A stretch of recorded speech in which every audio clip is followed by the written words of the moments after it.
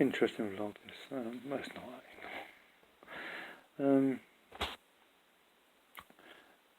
browsing jobs. You should see that. Oh, you are the face of the company and all that. You don't pay your rent with you are the face of the company. You pay your rent with decent dollars, don't you? Looking down the it's interesting actually. It's a good way to spend a few minutes looking at Indeed, the job center, the job website, Indeed.com,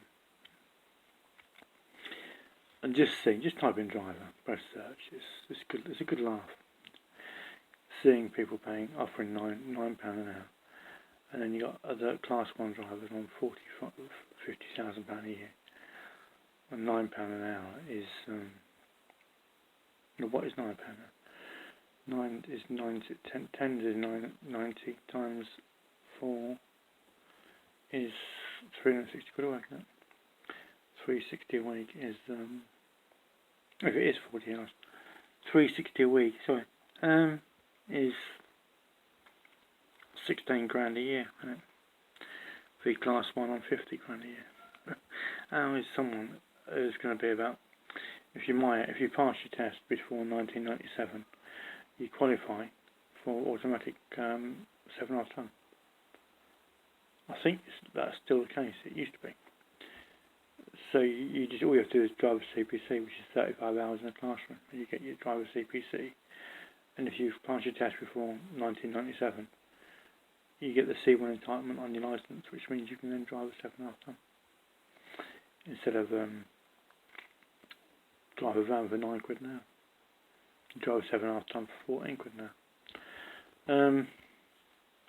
Drive a Class 2 for about £17 an hour, and a Class 1 is about 20 to 26 grand an hour driving. And there's a shortage. There's not a shortage. I think there's people struggling to get past the DBS check.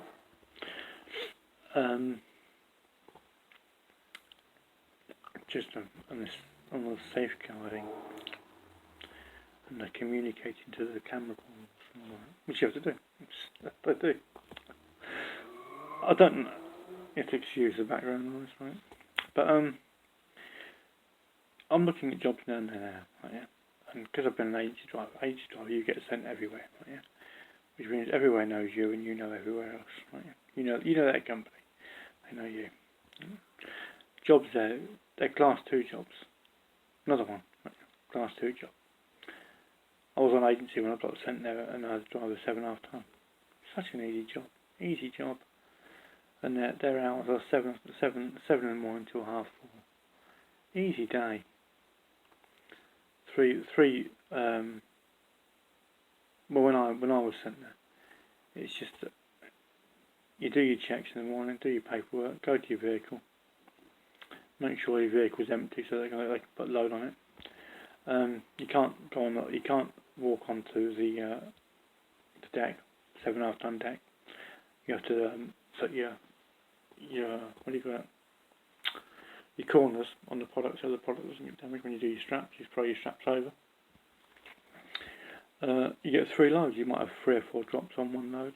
Sometimes come back, get reloaded, do another 2 or 3 drops, come back, do another 2 or 3 drops, come back and go home. Although you got an hour, 45-minute lunch break in between. Start at 7, finish at 4:30. 7.5 tonne. Easy day. I've done it on 7.5 tonne, but they want Class 2. But I haven't got a Class 2, and I've never had any interest in getting Class 2 or Class 1. What a job the other day on Indeed. They want a Class 2. I used to do that job. That job again.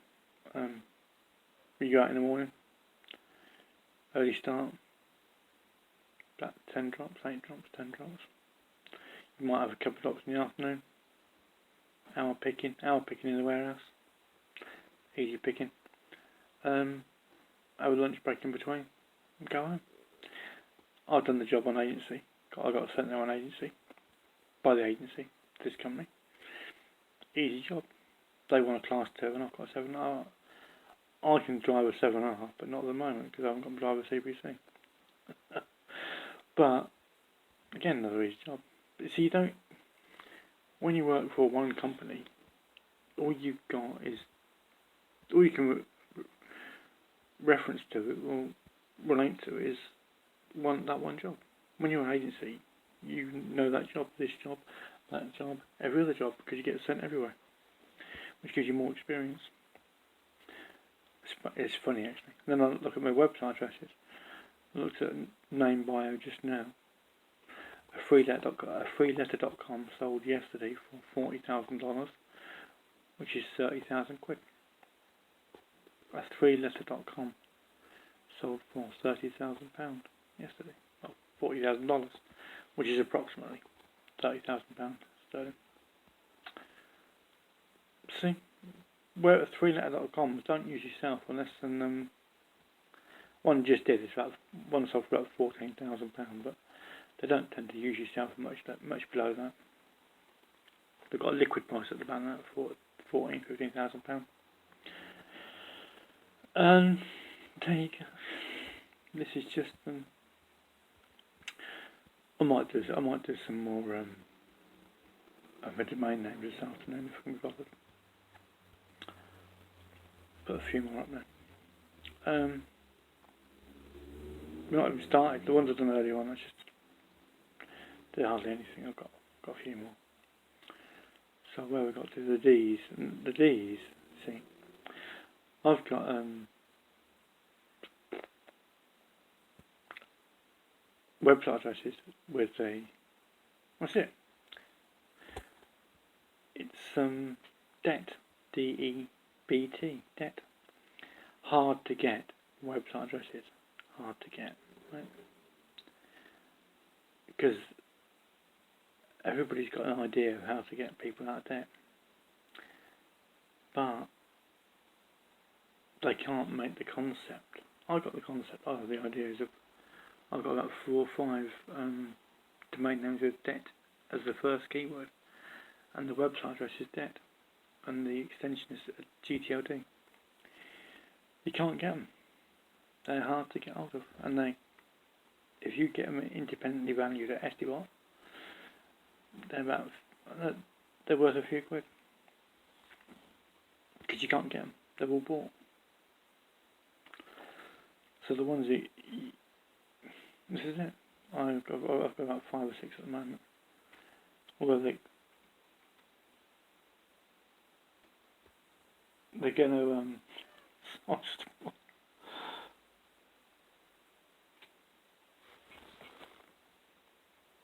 sorry, I'm in the middle of the blog, I got distracted. But yeah, so you can't get any because the new GTLDs, and there's a load more being not made, but ICANN are actually working on a load more of new GTLDs. So there's 1,200 already existing, and there's going to be a load more GTLDs soon, next couple of years. And people haven't even understood the first lot of GTLDs yet. And since the first lot of GTLDs, we've had blockchain domain names, we've had NFTs, which are selling like hotcakes, and then we've got some more GTLDs.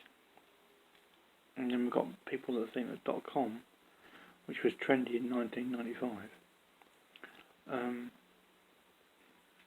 the world moved on from 1995. It got to GTLDs in 2013. Well, tech is going that fast.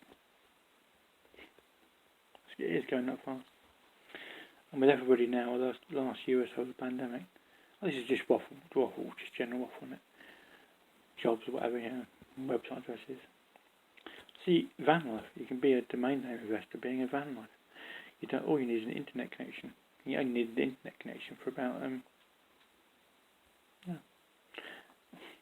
a few minutes a day. That's all you need it for. You only need in day trading. You only need a day trading connection, internet connection for about half an hour and a half max per day. And there you go. This is it. So I day trade. I was day trading yesterday on my Baxter's account. And the second, this is a different one. The other one was busting because I went up to 292,000 and I come back down and it went bust. someone different than that. But that's just how it is. That's what practice accounts are for. So you learn to trade in a practice account. They don't lose real money. But anyone can do it. Anyone can download a day trading app and day trade and learn. And watch the YouTubers day trade. But there you go. It's just some waffle on it. So yes, I may put some more domain names up this afternoon. Domain name videos. And be looking for jobs this afternoon as well. But my best job, that's it. I just prefer the agency driver lifestyle. It's just great. You're working remotely, effectively. You're working from the phone, which means you can have no work in the morning. You can have no work at 7 o'clock and 8 o'clock. You're working. You just need to be able to go when the phone rings on agency driving. You just need to go. And be there in half an hour. Start work, do a day's work, come home. If the phone don't ring, by about 10 o'clock you've got a day off, haven't you? That's agency driving for you. But then again, you've got to be able to pay your rent's getting more expensive. Rent's almost out. As long as the minimum wage at the moment is there. I know this is going round and round and waffling about everything. But it's all pretty much linked. Rent, agency driving, hourly rate, driver shortage, domains, people actually, or day trading, people leaving the industry, doing remote work and whatever, day trading. But but rent now is almost, I don't think it can go much higher. Because if you're on £8.91 an hour, and your rent is 500 quid, 600 quid, something like that, you're going to work 2 weeks of every month month after month, 2 weeks of your money will be going to pay to sleep on a rented bed. I don't think rent can, as long as the minimum wage stays at £8.91 an hour, I don't think rent can go much higher, because people can't afford it on minimum wage. And there you go. So I don't think at the moment, until rent, minimum wage would have to be 10 quid an hour for the rent to really go up. Which, minimum wage and rent at 500 to 600 quid is creating van life. And they're trying to stop van life, but they can't. Because they can't stop rent from going up. They can't increase minimum wage, so van life has to happen. And it does.